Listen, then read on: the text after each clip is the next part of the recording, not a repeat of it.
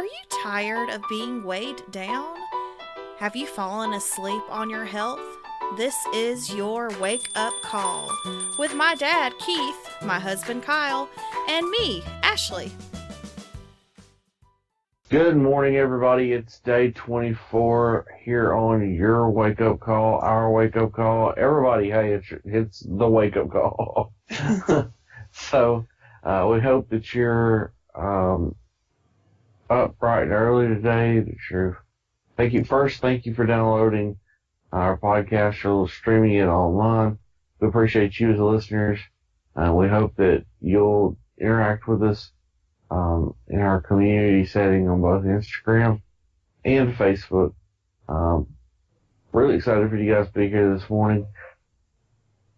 We're going to go ahead and recap the day, and then yesterday, and then after we recap, it's What's That Wednesday. So we're going to jump into short discussion on meat alternatives. So, all right. So how did yesterday go?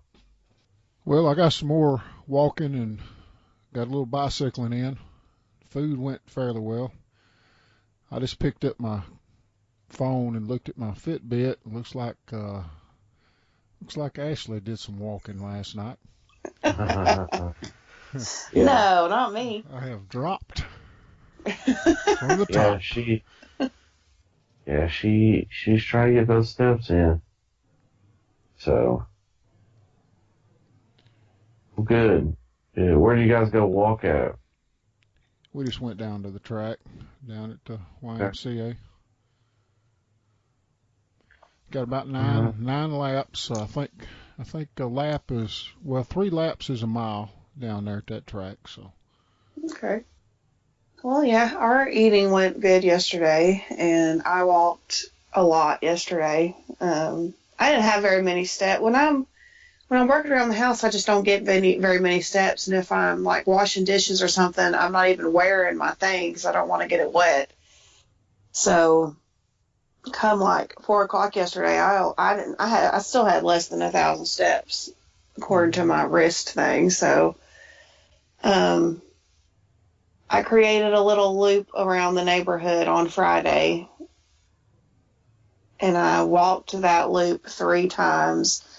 We got in the car the other day, and we drove the loop, so I know exactly how long it is, and it's 0.7 miles for one loop. So I walked that 3 times, so that's a little over 2 miles. And it's hard walking like that because, on my videos, those are hard for different reasons, but there's no incline. You're not outside and hot. It's, you're in a controlled environment, and you can sit down anytime you want to, but when you're outside walking, there are hills, the sun is out, and so you're probably hotter than you would be, and, this and that, and you can't sit down anywhere because you're walking down the side of the road. So,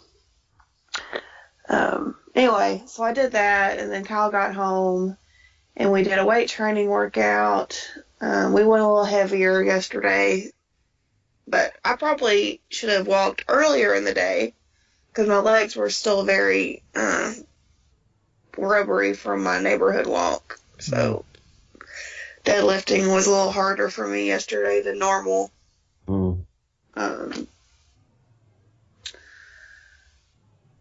And then we were listening to music, and I just decided to keep walking outside around the carport till I got my 10,000 steps in, so that's what I did. I looked like a doofus. The bar was on the ground where we were deadlifting, and I was just walking around it like it was a mini track.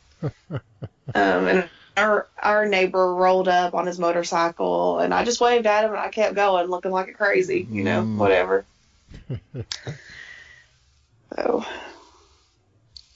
So it was good. Good. What about you, Kyle? Kyle? Anything to add about that, Kyle? Do what? Do you have anything to add?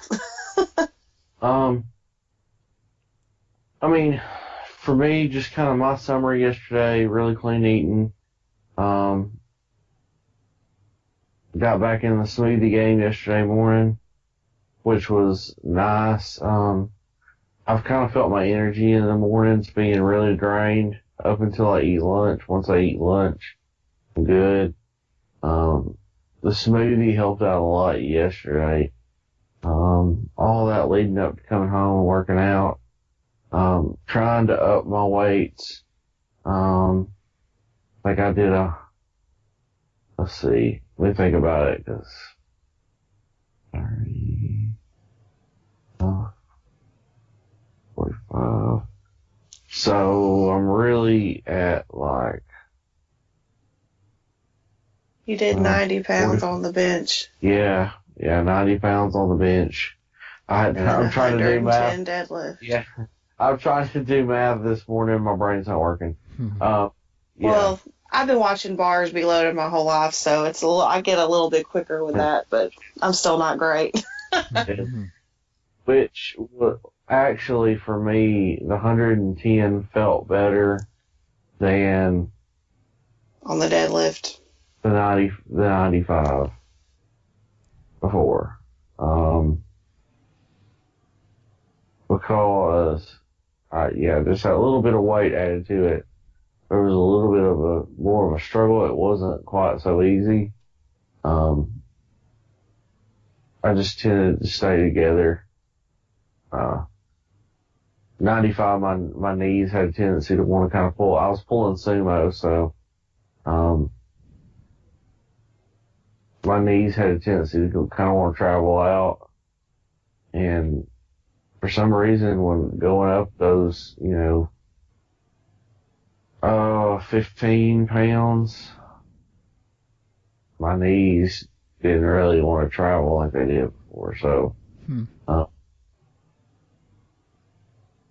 don't know, I can tell a big difference. That's one of the things I told Ashley yesterday.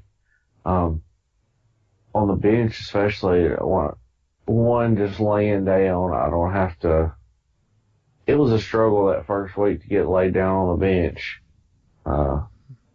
With my back and my extra weight, it was hard to maneuver. And since we've dropped 20 pounds, I can kind of sit on the front of the bench and just kind of lay on back and no problem without having to do anything, drastic, get into position. My feet are touching the ground now, which is good. I got short legs. That's true. Yeah. 2 weeks ago, his feet, like his toes would touch, but his heels wouldn't come all the way down. Mm-hmm. So I think you're losing weight in your rear end. Yeah.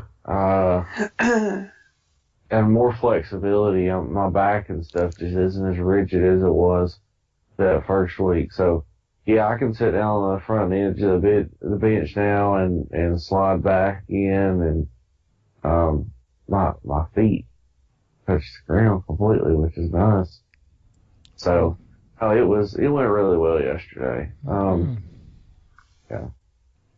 Well, let's move on to our What's That Wednesday. I thought we could talk a little bit about meat alternatives. I know every time people hear that we're trying a plant-based thing, in the past, it's always, well, where do you get your protein? Well, all the plants you eat have more than enough protein, but I'm going to save that for another episode. But what we will talk about is some meat alternatives that you can have on your plate and still feel like you're eating something of substance and not just straight out vegetables. But there are three main types that you can flavor yourself, and they're still on the healthier side. That's tempeh and seitan and tofu. So tofu is just soybeans, and they are processed and they are fermented. So everyone, I'm sure, has seen tofu. It's like a big white block. Essentially, the process for making tofu is very similar to that of making cheese. They essentially just make soy milk, and then they kind of coagulate Curdle that. it, yeah. Yeah, they curdle it and coagulate that soy milk into a solid, and then they can control the firmness of it by how much water they leave in Right. as they're processing it. So, Right. If you are looking to make some like tofu nuggets in the oven or something, you want to buy the extra firm tofu. And you also want to drain that bad boy. I usually wrap it in paper towels and then stick a frying pan on it, iron skillet, and I let it squish it and drain it for a little while to get as much water out of it as I can. And that helps it to bake quicker and gets it crispier and all that.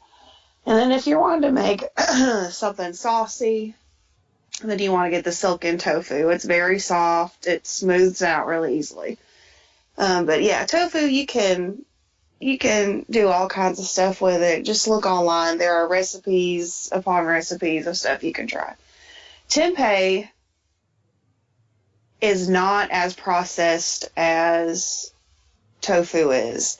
And when you buy it, you could even see the little soybeans in it. Like, they're still intact. It's actually a strange looking thing if you've never seen it before. It also keeps a little bit of crunch in the way that tempeh is made. It's also fermented, and that's what's holding it together, basically.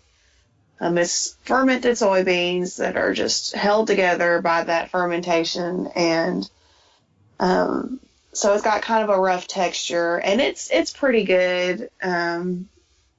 Again, you can put any kind of flavoring and cook it lots of different ways. And then seitan is not made of soy. It is made out of wheat gluten.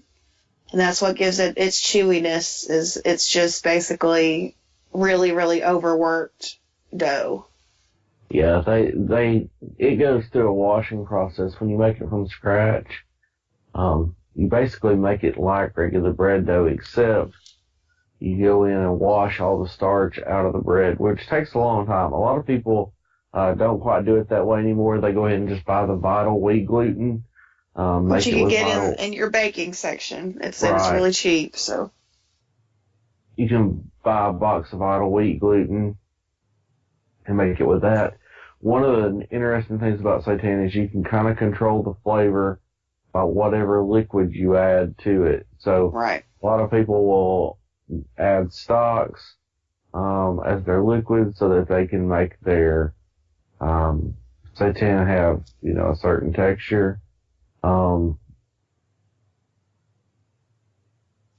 is one thing I have not tried to make yet, but I've watched lots of videos of people making it. I'm thinking maybe I might try to do a seitan roast for our next Thanksgiving or something and see how it goes. But so those are three meat alternatives that are pretty healthy. Now, if you're avoiding gluten, of course you're not going to want to eat seitan, but they don't have oil in them mostly. There's no kind of sugar or sodium added to them the majority of the time. Now, of course, check your labels, but those are three meat alternatives that you can add any flavoring to that you want, and you're still going to stay on the healthier side of things. Now, there are other meat alternatives that we've decided to stay away from unless we're having a treat day every once in a while. You can find any number of fake hamburgers, fake hot dogs, fake chicken nuggets. Aldi makes just a banging fake chicken sandwich. Like, it's a round, crispy chicken sandwich thing. So good, but it's got so much oil in it. Anyway, you can find any number of fake meats that the more that we're getting into this, the more we're finding products that are closer and closer to the real thing. We live in a day and age where this plant-based and this veganism thing is growing at such a huge and fast rate. You can find this stuff, guys. So if you're worried, I can't do this plant-based thing because I'll never have a hot dog again. You can find a hot dog that tastes like a hot dog. Yes. And satisfy that craving and then move on with your life. Yeah. These meat alternatives are not something that you want to eat every day, because they are high in oil, high in fat, high in sodium and preservatives, a lot of them. But if one Saturday you're wanting to grill a hot dog, you can find a plant-based hot dog that tastes really good. Yeah. So. Well, and one of the biggest things is when you guys start to look for these things, one of the things I would caution, because I guess kind of the gateway into the meat replacements is the veggie burger, the classic veggie burger. Right. And I would really encourage you guys to read your labels when you shop. If the items you're buying have a whole bunch of words you can't say in it, then, it might be worth considering a look at a different product or a different store. Right. And there are veggie burgers out there that are healthier than others. Just because it says it's a black bean whatever burger doesn't necessarily mean that the additives in it are healthy. Yeah. I've seen burgers that have more clean ingredients and others that don't. One of my favorite burgers out there, before we started, I found out it had egg in it. And right. The Morningstar black bean burger. They're really good, but they do have eggs in them. So they got eggs, and that's what kind of binds it together. Last night I was at the grocery store picking stuff up. Because we were out of apples and oranges, and I went in and I was kind of looking through the meat section, specifically the sausage section. I came across, Aldi's has a meatless Italian sausage, but it's got egg in it. Yeah. So a lot of companies will use egg to mimic, as a binder. Right, as a binder, and to help mimic some of the mouthfeel of meat, because essentially it is meat. So, that's just kind of a tip. A good burger replacement. People are going crazy over these Beyond burgers. They're pretty good. They're not exactly like a hamburger. I really like the Beast burger. You can find it in the freezer section at your health food stores. It tastes like a cafeteria hamburger to me. The texture, the flavor, they're really good. The best hot dog we have found is the Light Life hot dogs. And the best chicken I found has been Aldi's brand little chicken sandwich and chicken nuggets. So, guys, it's possible to do this thing, and it's possible to eat something resembling a hot dog or a hamburger every once in a while if you need to. All right, well, then we'll wrap it up today. Thank you for listening. I hope you found this episode kind of helpful. Of course, you've got Google if you've got any other questions. And then if you want to ask us any questions, just leave us a comment on Libsyn, on Instagram, on Facebook. You can follow us on iTunes. Just search for Our Heavy House. We hope you have a good day. Get out there and kill it, guys. We'll talk to you tomorrow. Get it. Bye.